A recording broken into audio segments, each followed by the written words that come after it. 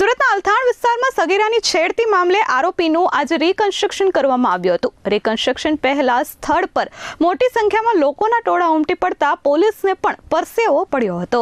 સુરતના અલથાણ વિસ્તારમાં ગત રાત્રિના 8:15 વાગ્યાની આસપાસ પાટીદાર સમાજની 12 વર્ષની દીકરી એટલાન્ટા મોલના ટ્યુશનમાંથી ઘરે જઈ રહી હતી ત્યારે 35 થી 40 વર્ષના વિધર્મી મોહમ્મદ અઝીઝ નામના યુવકે તેણીની છેડતી કરી હતી।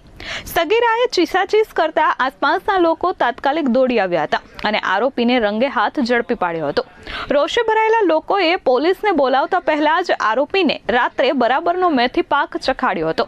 112 કંટ્રોલ રૂમની ગાડી ઘટના સ્થળે આવી ત્યારે પણ લોકોનો ગુસ્સો શાંત થયો નહોતો અને આરોપીને વાનમાંથી બહાર કાઢી ફરીથી બેફામ માર માર્યો હતો। ત્યારબાદ રાત્રિના સમયે 4000થી વધુ લોકોએ અલથાણ પોલીસ સ્ટેશનને ઘેરી લેતા માહોલ તંગ બન્યો હતો। પોલીસે ભીડને કાબુ કરવા લાઠીચાર્જ પણ કર્યો હતો, પરંતુ આજે જ્યારે આરોપી મોહમ્મદ અઝીઝને લઈ પોલીસ રિકન્સ્ટ્રક્શન માટે ઘટના સ્થળે પહોંચે તે પહેલા જ પાટીદાર સમાજ સહિતના લોકો મોટી સંખ્યામાં એકઠા થઈ ગયા હતા। અહીં કેટલાક લોકોએ ભાજપ સમર્થનમાં નારા લગાવતા પાટીદાર આગેવાનોમાં રીતસરનો રોષ જોવા મળ્યો હતો। પાટીદારોએ જય સરદારના નારા સાથે ચોખ્ખા શબ્દોમાં કહી દીધું હતું કે અહીં કોઈ ભાજપના લોકો નથી, તમામ પાટીદારો છે, અહીં પક્ષ લઈને આવતા નહીં।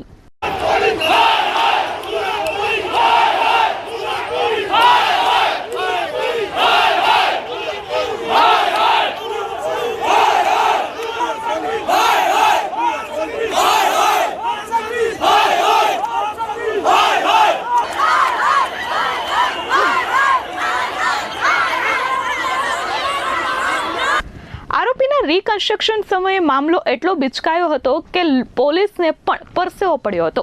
મોટી સંખ્યામાં પાટીદાર સમાજના લોકો રોડ પર એકત્ર થઈ ગયા હતા। પોલીસ અને ભાજપ વિરુદ્ધ સૂત્રોચ્ચાર કરવામાં આવ્યા હતા। આ દરમિયાન આરોપી પર પથ્થરમારો અને ચપ્પલો પણ ફેંકવામાં આવ્યો હતો।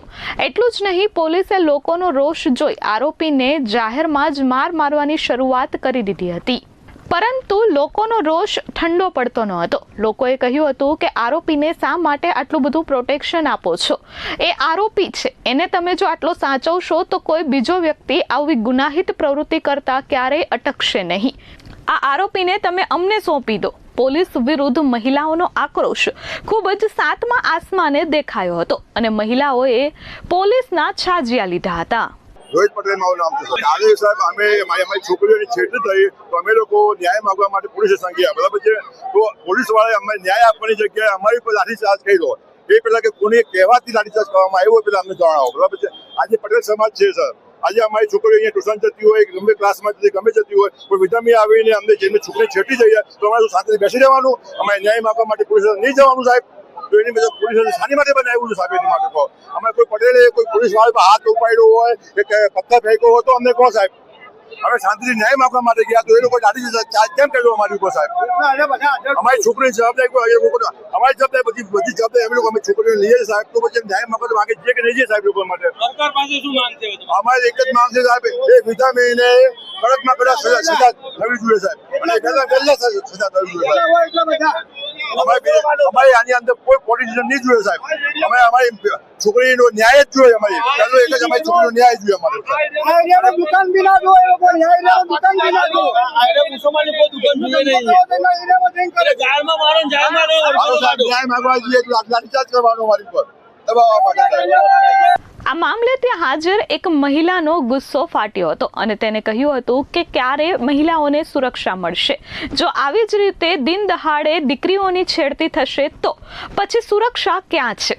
સરકાર ફક્ત મહિલા આરક્ષણ બિલની વાત કરે છે, પરંતુ અહીં તો મૂળભૂત સુવિધા પણ મળતી નથી। એક આરોપીને એટલું બધું પ્રોટેક્શન આપવામાં આવે છે કે તેને કોઈ હાથ પણ ના લગાવી શકે, જ્યારે બીજી બાજુ મહિલાઓનું અને દીકરીઓની શારીરિક છેડતીઓ ખુલ્લેઆમ થાય છે। ત્યારે આ પોલીસ ક્યાં જાય છે અને ત્યારે આ કેવી કામગીરી કરે છે?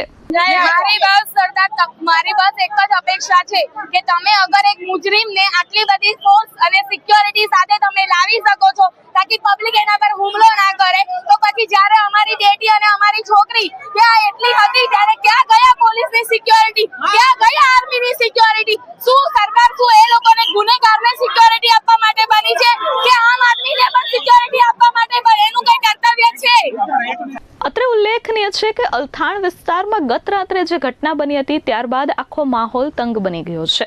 આવતીકાલે મતદાન છે, જેને લઈ મોટાભાગની પોલીસ તે કામમાં રોકાયેલી હતી, પરંતુ આ ઘટના બાદ તાત્કાલિક જ તમામ ટીમોને એકત્ર કરી અને મામલો થાળે પાડવાનો પ્રયાસ કરવામાં આવ્યો હતો.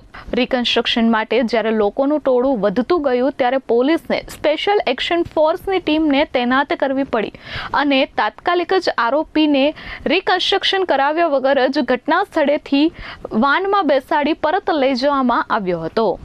Bureau report S24 news, Surat.